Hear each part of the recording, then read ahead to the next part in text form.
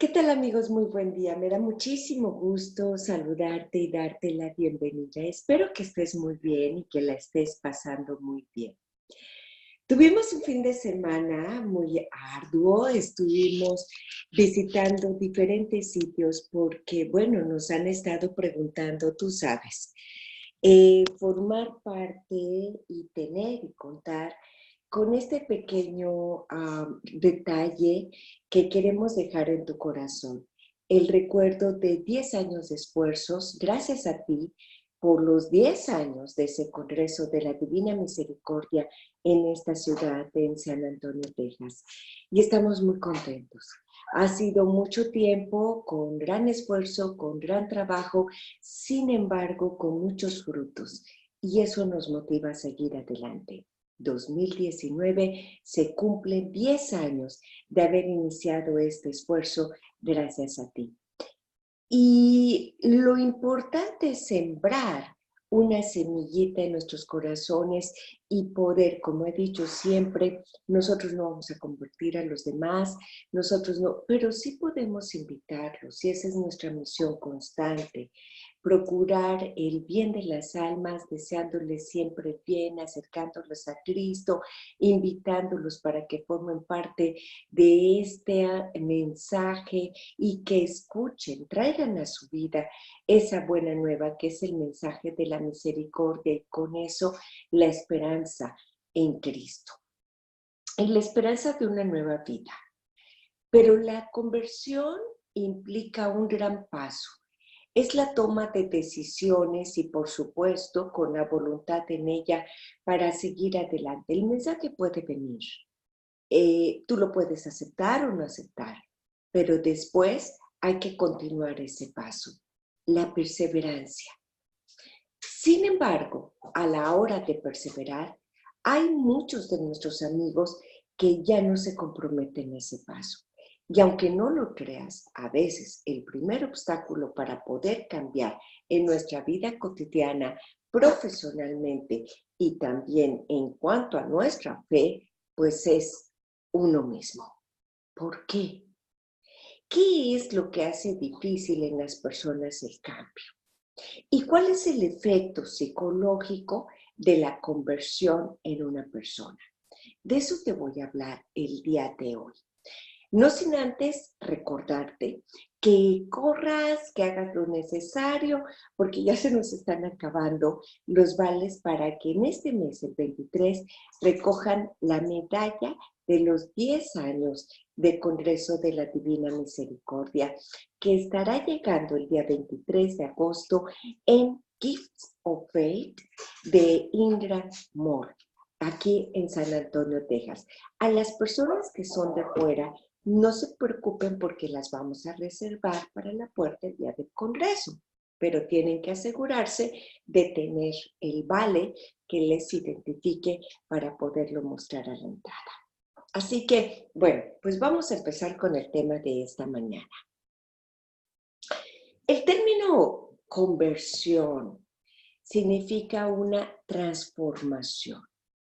Es un cambio en una persona, pero esperamos, por supuesto, que es un cambio permanente. Es una reestructuración en tu vida moral, en torno, pues, a un núcleo que en muchas de las ocasiones empieza con una reorganización interna de nuestros propios principios intelectuales que después van a tener un efecto en nuestra vida moral y en nuestra vida afectiva. La transformación es amplia y es profunda. Y eso es lo que llamamos y lo que nos han presentado los grandes convertidos en la historia de la Iglesia, como San Pablo, como San Agustín, por ejemplo. No tomamos en cuenta aquellas conversiones superficiales o temporales, ¿sí? O sea, aquellas que obviamente no son permanentes ni tampoco son duraderas. Estas, en el fondo, suelen llamarse falsas o ser menos auténticas. ¿Por qué? porque es un cambio de un momento, me siento muy bien, estoy muy feliz, pero mañana vuelvo a mi vida cotidiana. Eso no es el sentido de la conversión. La conversión es ir haciendo ese cambio que nos están llevando a una transformación permanente. Ahora, existen muchos tipos de conversión. Hablemos de algunos de ellos. Cuando no todas las facultades del convertido se convierten o se transforman en el mismo momento o con la misma profundidad, pero que siempre repercuten en todo su ser. Por eso es que algunos autores mencionan que existe una clasificación en las que tenemos, ojo, primero, las conversiones a la fe. Las conversiones a la fe es cuando la inteligencia primeramente se transforma y la inteligencia cuando recibe un nuevo contenido intelectual. Las conversiones a la gracia. Se trata del paso a la gracia después de una vida de pecado. Aquí es, por ejemplo, la voluntad y la vida afectiva las que parecen particularmente transformadas. Y después llamadas la conversión a la perfección. Esto ya es un trabajo serio a la santidad. En espiritualidad, algunos autores le mencionan la segunda conversión. Entonces, a ver, vamos a entender este tipo, porque a lo mejor es algo que a ti te está pasando. No todas las facultades de la persona se convierten o se transforman en un momento. No todas, no siempre. Y de acuerdo a esto, algunos autores proponen una clasificación. Veremos de este modo la conversión de la inteligencia, que es aquella que viene cuando empiezan a llegar conceptos nuevos a nuestra mente, conocimientos nuevos. La conversión a la gracia es aquella que involucra la voluntad y la parte afectiva. Y estas son las que se empiezan a convertir. Y la conversión perfecta o segunda conversión, que es un trabajo serio en virtud de la santidad. Bueno, ahora, existe otro tipo de conversión.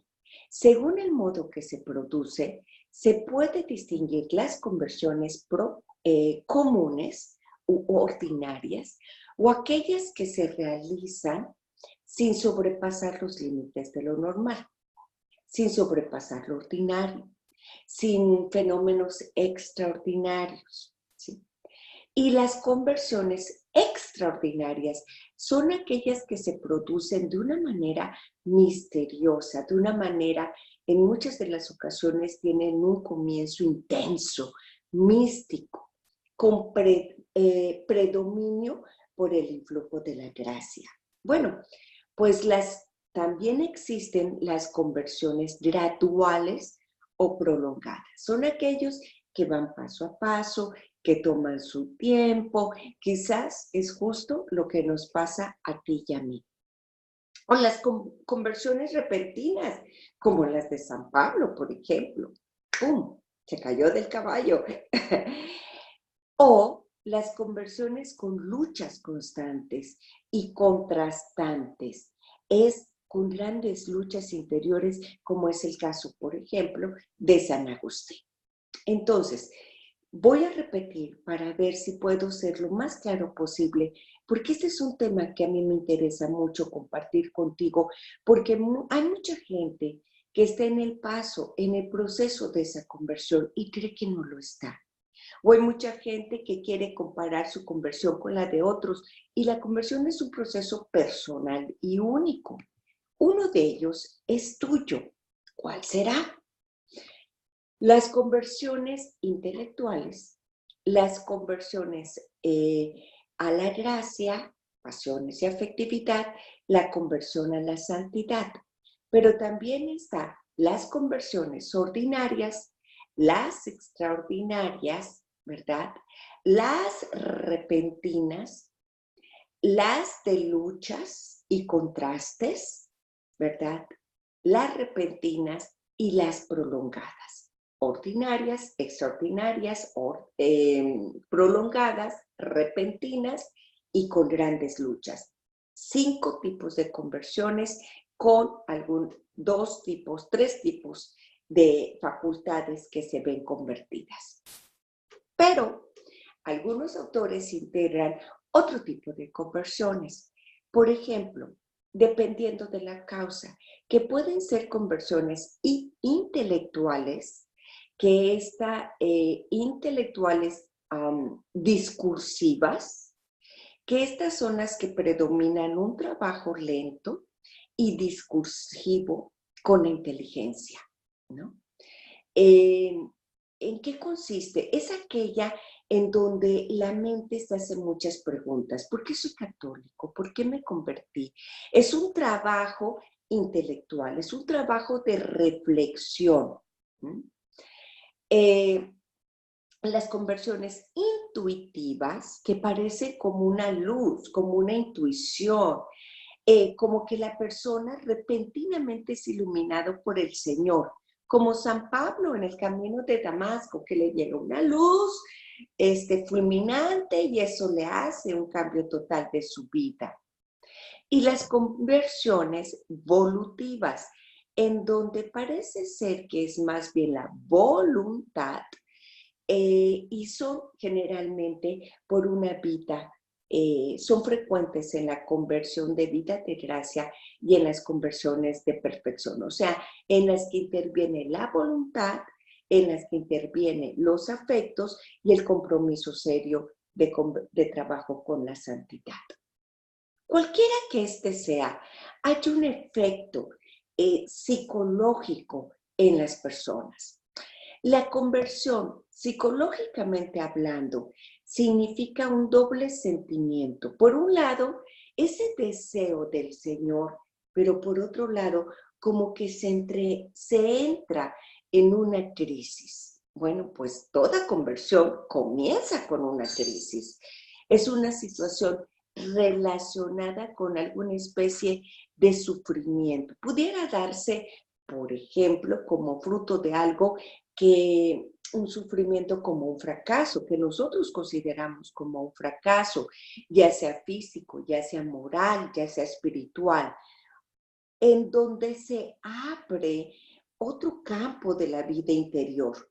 Junto con esto se da una convicción más profunda, aunque un poco confusa, de que solo en Dios el alma puede encontrar esa paz y esa tranquilidad en medio de esa lucha y de esa crisis.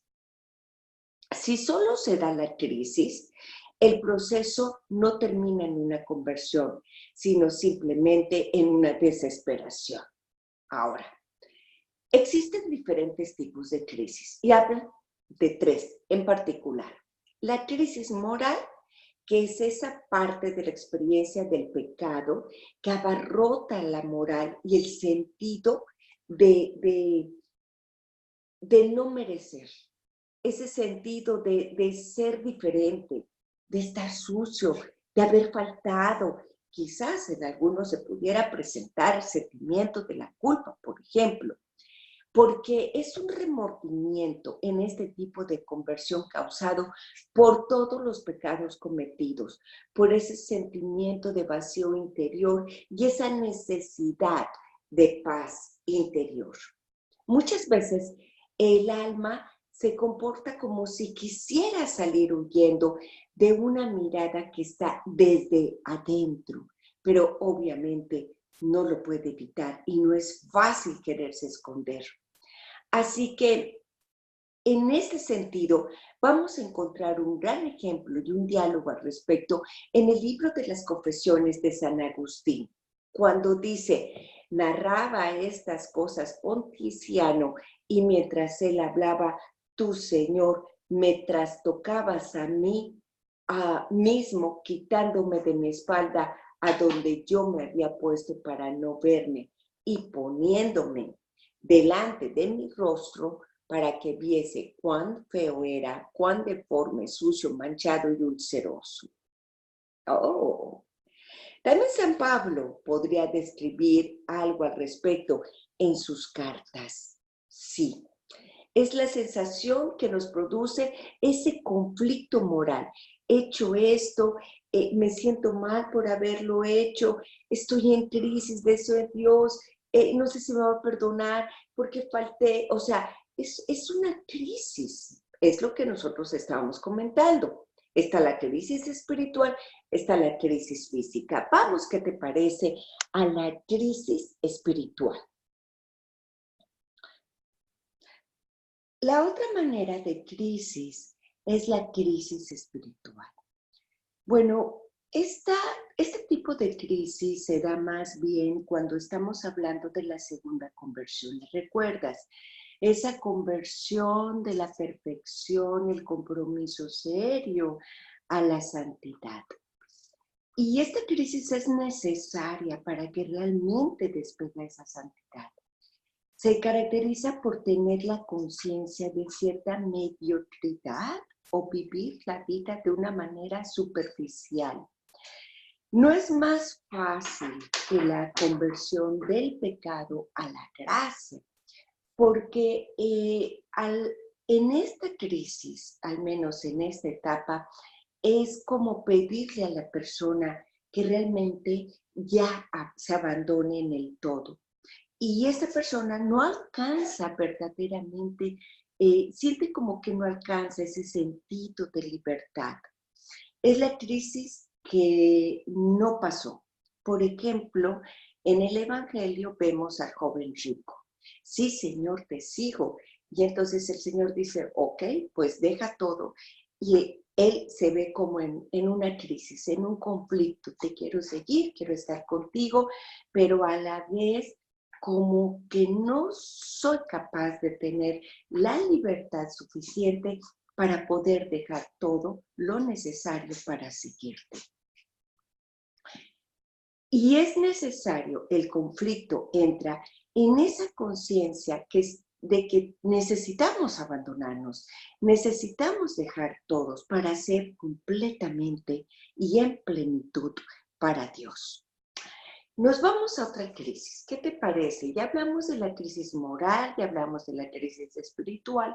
Déjame mencionarte esa crisis física. Esta tiene lugar como una verdadera catástrofe. Vamos a suponer ese tipo de experiencias cuando se pierde, por ejemplo, un ser querido, cuando se está ante una enfermedad, cuando se está ante un sufrimiento en particular que nos obliga, no nos obliga, pero sí nos lleva a cuestionarnos sobre el sentido de vida o quizás la dirección de nuestra vida.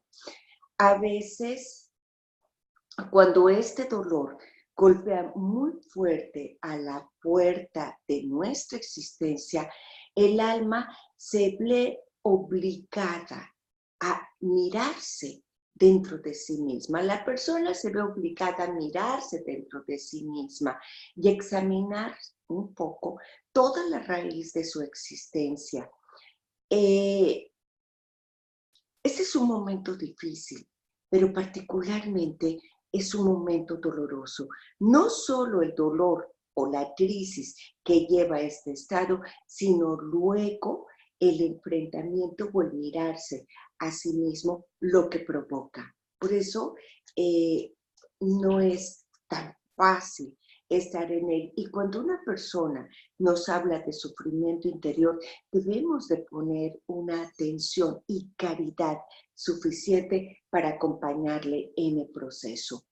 Particularmente aquellos, por ejemplo, que se encuentran en un estado de enfermedad mortal. Es un momento muy difícil. Para introducir la crisis que lleva a la persona a la conversión, Dios se sirve de muchos medios y también de medios diversos, no solo los que se pueden atribuir a medios humanos. A veces es el ejemplo de algunas personas santas cuyo sufrimiento, diría San Juan, que pasa esas etapas de purificación, ¿es cierto? Bueno, otras veces es puramente fortuito, que lo lleva a pensar bajo ciertas circunstancias en el destino y en el fin de su propia existencia.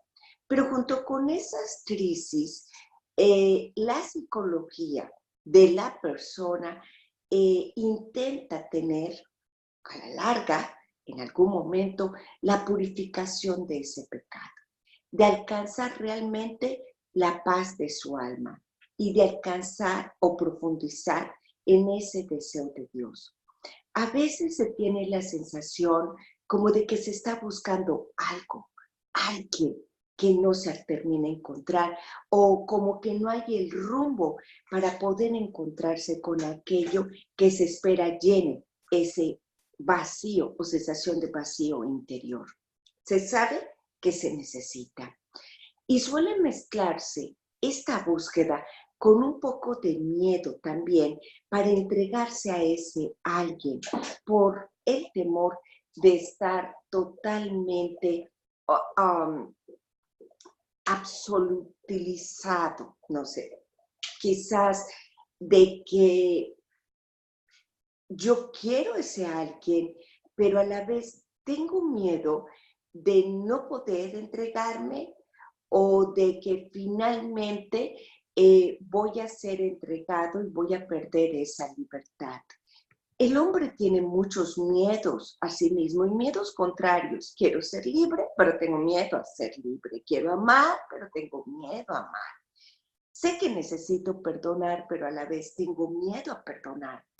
Es complejo. Muchas veces hay un escritor que una vez escribió este poema que me voy a permitir leer. Le oía noche y día a través de los arcos de los años y le oía porfía por entre los tortuosos aledaños de mi alma. He escalado esperanzas, me he hundido en el abismo deleznable para huir de los pasos que me alcanzan. Persecución sin prisa, imperdurable, inminencia prevista y sin contraste. Los oigo resonar y aún más fuerte una voz que me advierte, todo te deja, ¿por qué me dejaste? Unamuno, otro escritor, decía, y con amor furioso persigues a quien amas y si te huye, le acosas con ahínco y acorralas. Sin dejarle vivir, de sed se muere y tiembla detenerse en los arroyos ante tus fieros ojos en acecho de víctimas. Temblando a lo que anhela, crees sentir tras las rocas resoplidos de tu resuello, y cuando al fin rindiéndose de ojos cerrados, tu zarpazo espera, parado el corazón, de hielo el rostro, siente tu sangre que la sed le apaga, siente el abrazo de la dulce muerte que le lleva la vida que escapaba y que es comerte, ser por ti comido, rey del desierto y león de Judá. Estos versos de alguna manera tratan de mostrar ese conflicto entre el deseo de, pero a la vez el miedo de. Aquí yo me permito recordar, por ejemplo, este hermoso libro de Cantar de Cantares, ¿no? Esa búsqueda intensa, ¿dónde está mi amado? ¿Dónde está del amor? ¿No? La búsqueda del amor. Me permite recordar, por ejemplo, pasajes paulinos que nos hablan de lo que quiero hacer, lo que no quiero hacer lo que no quiero y esa lucha intensa del hombre entre lo que se convierte en el anhelo, pero también lo que se deja la pasión, ¿cierto? Bueno, a esto me refiero cuando después de hablar de conversiones tenemos que ser muy conscientes de los obstáculos en las conversiones y en muchas de las ocasiones la primer el primer obstáculo que encontramos para el cambio somos nosotros mismos. Por eso es que estoy enfatizando la complejidad que hay dentro de nosotros mismos. El que nosotros, por un lado, anhelemos cosas que por otro lado nos da miedo. Ser responsables, comprometernos o tener la libertad para decidirlos. Buscamos el amor, pero a su vez parece que nos da miedo. Bueno, ¿cuáles son los obstáculos para este cambio? Porque dijimos que conversión es realmente una transformación de vida y algo que nos falta a nosotros como católicos es asegurarnos de que estamos convirtiendo nuestra vida, es decir, de que una vez aceptado este paso, podamos ir caminando perseverantemente para hacer un cambio definitivo, no superfluo, no temporal, sino definitivo en cualquiera de las conversiones, porque viene un nuevo conocimiento, porque viene una nueva experiencia. Lo cierto es que todo de ti ha de cambiar. Quizás uno primero y después lo otro, quizás en un tiempo, después lo otro. ¿De qué depende? Depende de la personalidad, pero depende también de la apertura de corazón. Hay en la vida de los santos grandes ejemplos de las diferentes conversiones, prolongadas, lentas, intensas, decíamos a su momento, San Pablo, San Agustín con grandes luchas interiores, la hermana Teresa de Calcuta con verdaderos desiertos en su vida espiritual, pero no por eso dejó de amar. A veces nosotros nos concentramos demasiado en la parte afectiva y perdemos justamente el sentido del amor, pero del amor en su plenitud, como decisión, como voluntad, como un compromiso real de vida, no puramente como sentimiento. Bueno, los obstáculos que más frecuentemente retrasan ese acto de fe en la conversión suelen ser intelectuales y morales. Los obstáculos intelectuales no se trata tanto de obstáculos racionales, sino más bien se trata de prejuicios. La Iglesia no tiene miedo a la razón, al contrario, mientras más la razón sea rigurosa, más se abre camino a la aceptación de la fe, ¿no? Y creo que esto es razón, valga la redundancia, porque cuando no razonamos, cuando no reflexionamos, cuando no nos cuestionamos y simplemente queremos vivir de acuerdo a pues, la libertad intelectual, se produce lo que está pasando en la vida actual. Hay que darle sí al aborto, ay, bueno, en libertad y open mind sí al aborto. Hay que darle sí a esto o al otro, aunque eso moralmente te pueda tarde o temprano traer una crisis de tipo moral. Porque digas lo que digas con tu mente y con tus labios, en tu interior va a ocasionar cierto remordimiento, va a traer cierto conflicto. Bueno, Monseñor Fulton Sheen dijo estas palabras. La segunda vez que se encontraron, dijo, no se preocupe de ponerme argumentos racionales a favor del catolicismo.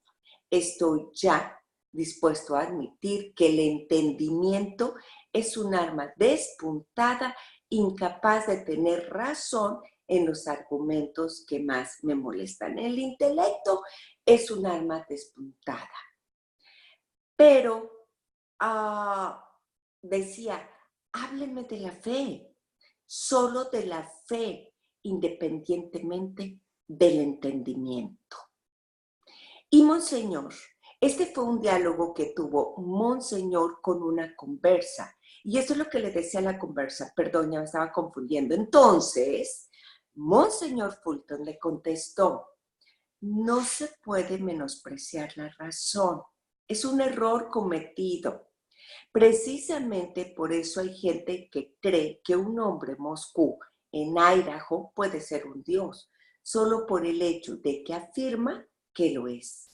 Pero deje que le diga lo que nosotros los católicos creemos y si su razón lo rechaza, váyase en paz, que yo la bendigo.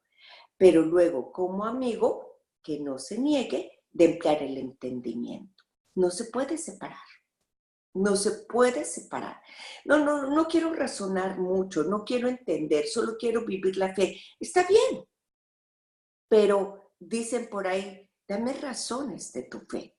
Si no tenemos razones de esa fe, no tenemos una base sólida. En otras palabras, me basta con creer, está bien, pero a alguien en algún momento, y si no es alguien, es alguna circunstancia, te va a preguntar por qué crees en lo que crees o porque crees en quien crees. Y entonces, ¿qué contestarás? La fe católica nos invita ahí a trabajar también en ese proceso intelectual. Bueno, otro converso, Armando Carlini, diría en alguna ocasión, solo el hombre religioso, solo el filósofo cristiano está plenamente libre de pensamiento, como la mayor parte de los convertidos. He fallado en la Iglesia Católica una libertad que ensancha el espíritu. Exactamente lo contrario de lo que temen muchos de aquellos que están fuera de la llamada construcción dogmática de la Iglesia. Jamás me he sentido limitado, encajonado, estorbado por algún sistema de la Iglesia. En pocas palabras, entonces, el principal obstáculo que existe en el hombre para su cambio, para su conversión, no es solo lo racional, no son las razones por las que crees, sino son los prejuicios que tienes. No le echemos la culpa a nuestra fe católica.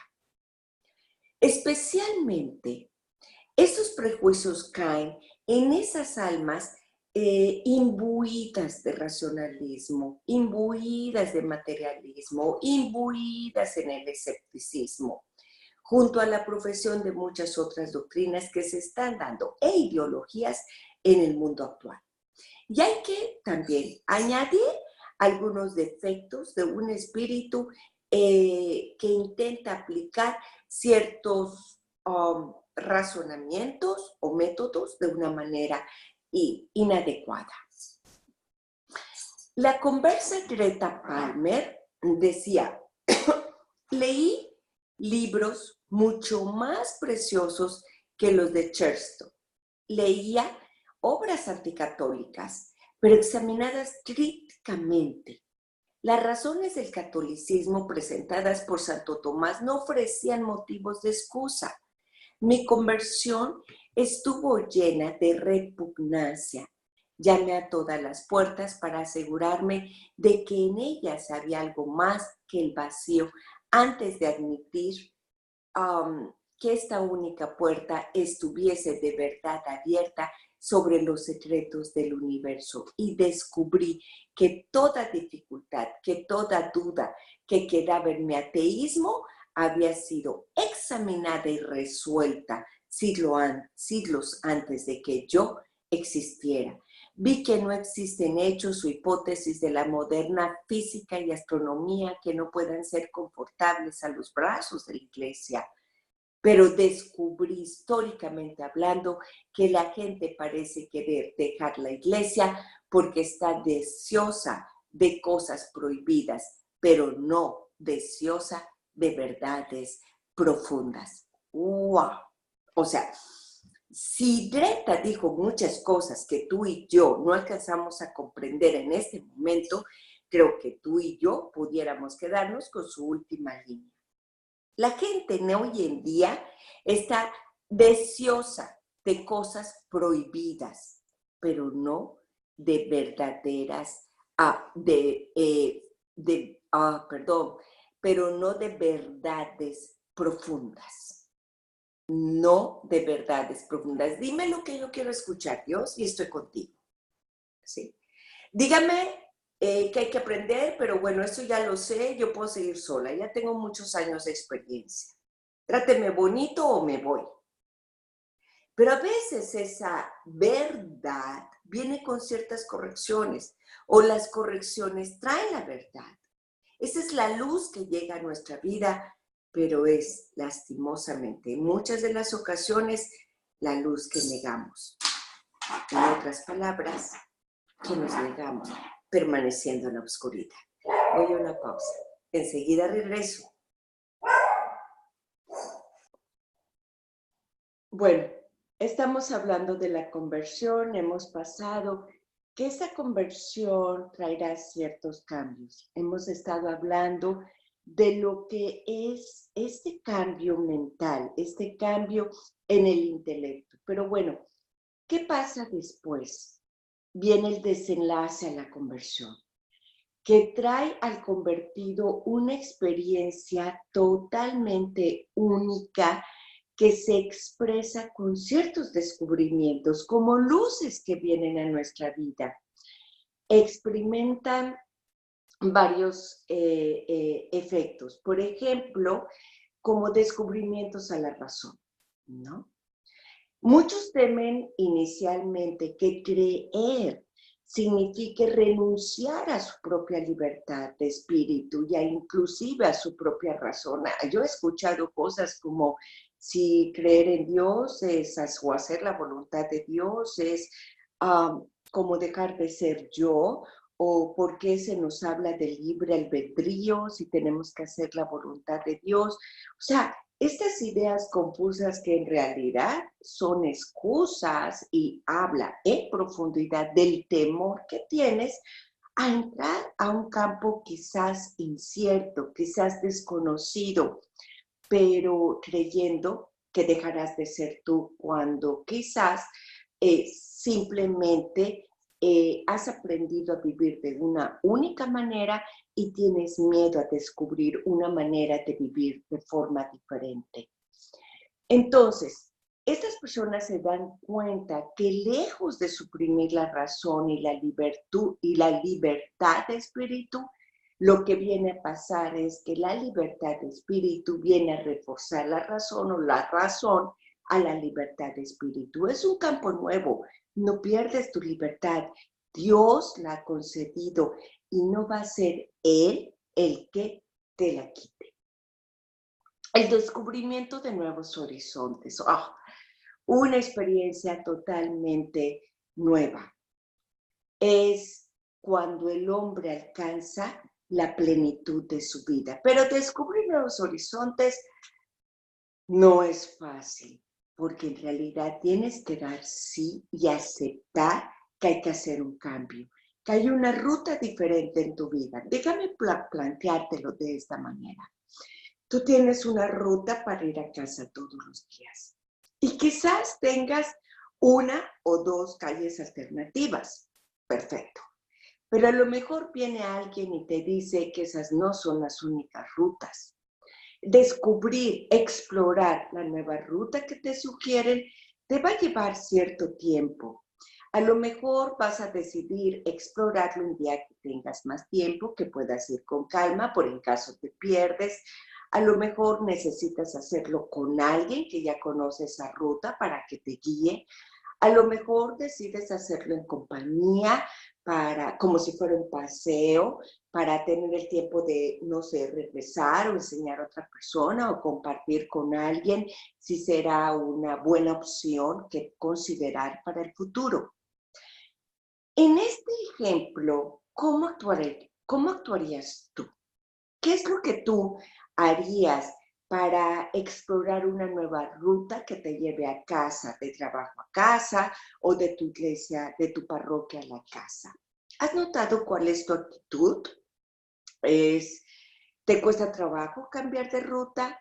¿Decides que no hacerlo hasta que no haya un día de descanso? ¿Decides que vaya alguien experimentado para, en caso te pierdas, decides ir en compañía? ¿Cuál es tu actitud cuando hay que aprender a explorar una nueva ruta? Piensa y a lo mejor esa es la respuesta. Porque a lo mejor esa actitud es justamente la que tienes en la esencia de tu vida y es la que obstaculiza o te ayuda en la jornada de la conversión. Quienes nos gusta un poquito la exploración, nos gusta un poco explorar, quizás estamos más abiertos a valorar y considerar las nuevas rutas. A lo mejor nos tomemos el tiempo para explorarlas antes de ponerlas también en nuestros mapas de vida cotidiana, pero lo hacemos y lo aceptamos con más facilidad. Pero quien requiere una mayor seguridad o que no está acostumbrado a explorar, le va a costar un poquito más hacerlo. Sí, entrará en el proceso, pero será más lento. Y eso puede tratarse que asimismo ese proceso de conversión prolongado y lento. No quiere decir que uno u otro es más valuable o es más santo. Simplemente depende de tu apertura y también de tu personalidad. Pero el Señor nos ama a todos y nos espera a todos. Lo que Él espera no es una fecha para tu santidad, sino es el compromiso de cambio cada día de tu vida. El descubrimiento de la libertad. Tenemos miedo a perder la libertad, pero en realidad la persona se vuelve a sentir dueño de sí mismo. Mira hacia atrás y se da cuenta que en realidad atrás vivía en esclavitud.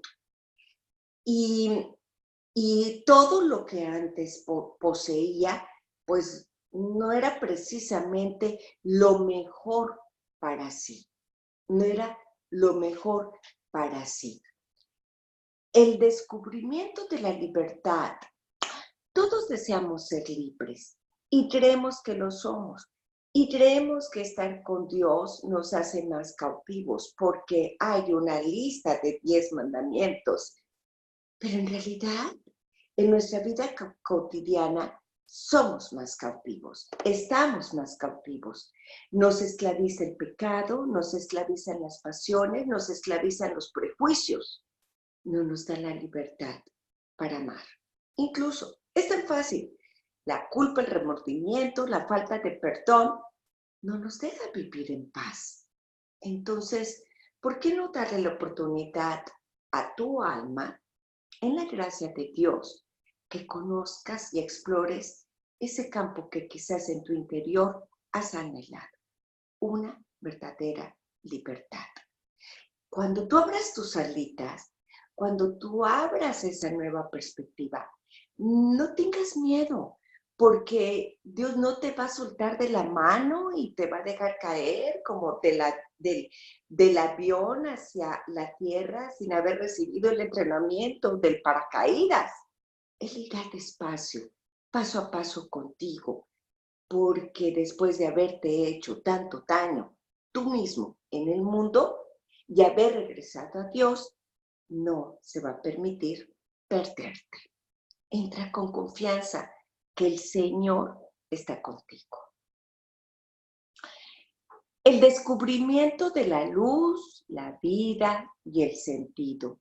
Bueno, pues con todo este aspecto, lo que antes nos cuestionábamos sobre el sentido de vida, ahora van empezando a llegar esas luces y ese sentido que nos hacía falta. En otras palabras, se empiezan a llenar los vacíos del corazón y empezamos a tener más respuestas. Y cada respuesta se van abriendo más los ojos, se va ampliando la perspectiva, van entrando nuevos horizontes. Cada respuesta es una luz y necesitamos entrar en el camino de las verdades. Nos gusten o no, recuerda, yo soy el camino, la verdad y la vida. Sin esas verdades que pueden significar la corrección de nuestro camino, pues no alcanzaremos la respuesta al sentido. Las cosas y los acontecimientos adquirirán un nuevo significado y también vendrán sencillas soluciones pero soluciones totalmente satisfactorias. Se ha hallado una verdad y esa verdad realmente es la que te va a llevar a la libertad. Es la verdad que libra al hombre, una nueva perspectiva, una nueva luz, una verdad que te conforma en tu esencia. Decía algún autor, he visto que la misma vida de Dios late en todas las venas del cuerpo místico. ¡Ah, qué hermoso! Nosotros somos ese cuerpo místico. La vida de Dios late en todas las venas del cuerpo místico. Bueno, es algo así como salir de la habitación cerrada, con esas ventanas atrancadas o con esas estacas y hallarse por primera vez en lo alto de esa cima, en torno a lo cual soplan todos los vientos del cielo para ayudarte y llevarte al lugar donde perteneces, al cielo, sentado ahí, al lado de nuestro Señor. Por tanto, en consecuencia a estas luces, a estas verdades y a estos cambios, viene algo que estoy segura normalmente no conoces, el verdadero gozo del corazón. Es demasiado hermoso para ser verdadero, decía Chesterton, pero es verdadero. Es demasiado hermoso para ser verdadero, pero es verdadero. ¿Sabes qué pasa? Nosotros ya no creemos en esa belleza. A lo mejor no creemos en la santidad. A lo mejor no creemos en la verdad. A lo mejor hemos perdido la esperanza de la libertad. Al final, son prejuicios que no nos permiten explorar campos nuevos. Pongo este tema a tu consideración y sé cuáles sean los pasos de una conversión que te animen para tomar la decisión, acercarte a Dios y alentarte. Cada quien tiene un proceso de una manera diferente. Lo importante es, te repito, el Señor no pondrá un deadline a tu santidad, pero Él quiere ver tu entrega, tu lucha.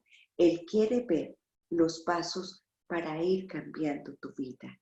Porque en ese cambio tú aprenderás a vivir en la plenitud de tu vida.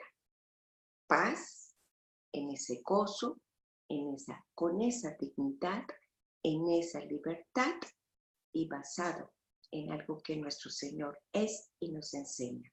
Verdad. Yo soy el camino, la verdad y a lo largo la vida. Así que bueno, pues ahí están los pasos a la conversión. Espero que te haya ayudado este tema. Y sabes, si tienes alguna duda, si sugieres algún tema, te recuerdo, estoy atendiendo ya en el 222 West Ceballos, aquí en San Antonio, Texas. Y recuerda que en esta misma dirección tenemos justamente los vales para la medalla del Congreso, la Divina Misericordia, en agradecimiento, esta pequeña, sencilla, humilde medalla conmemorativa, pero es muy limitada en cantidad. La campaña cierra el 31 de agosto, a partir del 23 se entregan las medallas y hay una cantidad limitada. Puede ser que ese mismo día se termine. Por eso te aliento para que pronto vengas por tus vales y estés pendiente y puedas ser acreedor de un agradecimiento en estos 10 años de gracia, 10 años de Congreso de la Divina Misericordia, gracias a ti. Pero especialmente, y hablando del agradecimiento, te pido, tenos en tus oraciones, porque en esta semana estamos con las juntas preliminares para lo que será nuestra siguiente misión. Quédate con nosotros y nos vemos hasta la próxima.